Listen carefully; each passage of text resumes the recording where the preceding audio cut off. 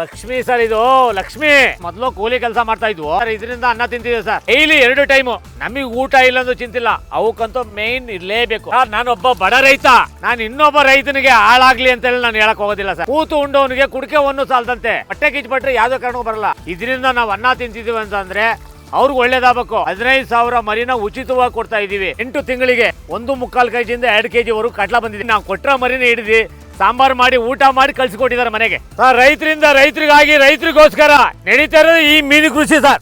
Sir ನಮಸ್ಕಾರ, ನಮ್ಮ ಹೆಸರು ಮೋಹನ್ ಕುಮಾರ್ ಅಂತೇಳಿ, ಶಿವಮೊಗ್ಗ ಸರ್. ಹೋದ ಸಲ ನಾವು 2 ಕೋಟಿ ಮರಿನ ಎಂಟೈರ್ ಕರ್ನಾಟಕದಲ್ಲಿ ನಾವು ಸೇಲ್ ಮಾಡಿದ್ದೀವಿ.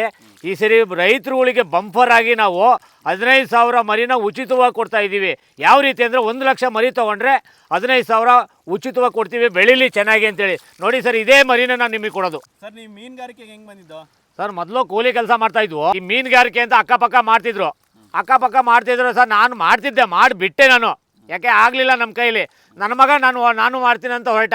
ನನ್ನ ಕೈಲಿ ಆಗಿರಲಿಲ್ಲ. ನೀನು ಏನು ಮಾಡೋಕ್ಕೋ ಆಗತ್ತೋ, ಬೇಡ ಕಣ, ಏನೋ ಓದ್ಕೊಂಡಿರು ಅಂತಂದು ಡಿಸ್ಕಂಟಿನ್ಯೂ ಮಾಡಿ ಅಕ್ಕಪಕ್ಕ ನೋಡ್ಕೊಂಡಿದ್ದೆ. ಒಂದು ಸ್ವಲ್ಪ ದಿನ ಮಾಡ್ದೆ ಅವ್ರ ಜೊತೆಗೆ. ಆಮೇಲೆ ನಾನು ಇದನ್ನು ಮಾಡ್ತೀನಿ ಅಂತ ಹೊರಟ. ಆಯ್ತು ಮಾಡಪ್ಪ, ಏನು ತೊಂದರೆ ಇಲ್ಲ, ನೋಡೋಣ, ನಾನು ನಿಮ್ಮ ಜೊತೆಗಿದ್ದು ಸಪೋರ್ಟ್ ಮಾಡ್ತೀನಿ ಅಂತ ಹೇಳಿ ಜೊತೆ ಮಾಡ್ಕೊಂಡು ಬಂದಿವಿ. ಈ ಮೀನುಗಾರಿಕೆ ನಿಮಗೆ ಕೈ ಹಿಡಿದಿದ್ಯಾ ಸರ್? ಲಕ್ಷ್ಮಿ ಸರ್, ಇದರಿಂದ ನಾವು ಅನ್ನ ತಿಂತಾ ಇದ್ದೀವಿ ಸರ್. ಲಾಭ ಇಲ್ದಲೆ ಯಾರು ಮಾಡಲ್ಲ ಸರ್. ಶ್ರದ್ಧೆ ಇರಬೇಕು. ಶ್ರದ್ಧೆ ಇಲ್ದಲೆ ಯಾವುದೇ ಕಾರಣಕ್ಕೋಸ್ಕರ ಇಲ್ಲ. ಕೂತು ಉಂಡವನಿಗೆ ಕುಡಿಕೆ ಒಂದು ಸಾಲ್ದಂತೆ. ಅಂದರೆ ಎಷ್ಟು ಅವನು ಶ್ರದ್ಧೆಯಿಂದ ಶ್ರಮ ವಹಿಸಿ ಮಾಡಿದ್ರೆ ಅವ್ನು ಮುಂದೆ ಬರೋಕ್ಕೆ ಸಾಧ್ಯ. ಸುಖ ಸುಮ್ಮನೆ ನಾನು ಮುಂದೆ ಬರ್ತೇನೆ, ನಾನು ಮುಂದೆ ಬರಲಿಲ್ಲ ಹೊಟ್ಟೆ ಕಿಚ್ಬಿಟ್ರೆ ಯಾವುದೇ ಕಾರಣಕ್ಕೂ ಬರಲ್ಲ. ರೈತರುಗಳು ನಮ್ಮ ಹತ್ರ ತಗೊಂಡೋಗಿದ ಮೇಲೆ ಖುಷಿ ಪಡ್ತಾ ಇದೆ ಸರ್. ಒಳ್ಳೆ ಇಳುವರಿ ಬರ್ತಾ ಇದೆ. ನಮಗೆ ಬೇಕೇ ಬೇಕು ಮುಂದಿನ ಸರಿಗೂ. ಇದರಿಂದ ನಾವು ಅನ್ನ ತಿಂತಿದ್ದೀವಿ ಅಂತಂದರೆ ಅವ್ರಿಗೆ ಒಳ್ಳೇದಾಗಬೇಕು.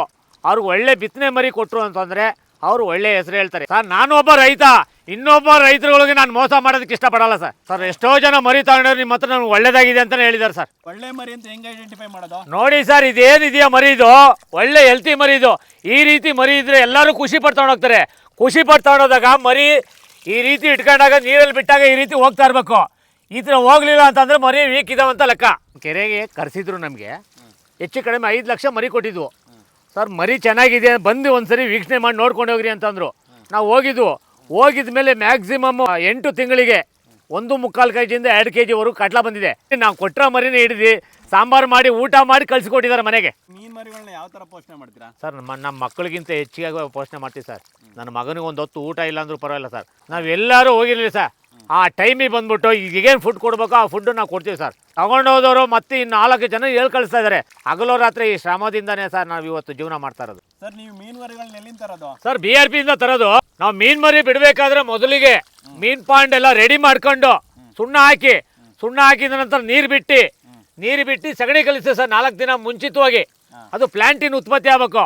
ಪ್ಲಾಂಟಿನ್ ಉತ್ಪತ್ತಿ ಆದ ನಂತರ ನಾವು ಮೀನು ಮರಿನ ತೊಗೊಂಬಂದು ಬಿಡ್ತೀವಿ. ಕೂದಲು ಎಳೆ ಇದ್ದಂಗಿರುತ್ತೆ.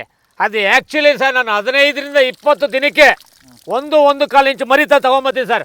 ಆ ರೀತಿ ಮೇಂಟೈನ್ ಮಾಡ್ತಾರೆ ಅದಕ್ಕೆ ಸರ್ ಈ ರೀತಿ ಇರೋದು ಸರ್. ಇದರಿಂದ ರೈತರಿಗೆ ಅಲ್ವಾ ಆದಾಯ ಆಗ್ತಿರೋದು ಸರ್? ನಾನೊಬ್ಬ ಬಡ ರೈತ, ನಾನು ಸಾಕಿದ ಮರಿನ ಬೇರೆ ರೈತ ಬಂದು ತಗೊಂಡೋಗಿ ಅದರಲ್ಲಿ ಒಳ್ಳೆ ಆದಾಯ ಬಂತು ಅಂದರೆ ಸರ್ ಅವ್ನು ಅದ್ರಲ್ಲಿ ಖುಷಿ ಪಡೋದ್ರಲ್ಲಿ ಯಾವುದ್ರಲ್ಲೂ ಸಿಗೋದ ಸರ್. ರೈತರಿಗೆ ಏನು ಹೇಳ್ತೀರಾ ಸರ್? ಕಷ್ಟಪಟ್ಟರೆ ಲಕ್ಷ್ಮಿ ಹೆಂಗೆ ಒಲಿತಾಳೋ ಅದೇ ರೀತಿ ಶ್ರದ್ಧೆಯಿಂದ ಮಾಡಿದ್ರೆ ಯಾವುದೇ ಕಾರಣಕ್ಕೂ ಕೈ ಬೀಳಲ್ಲ ಸರ್ ಈ ಲಕ್ಷ್ಮಿ.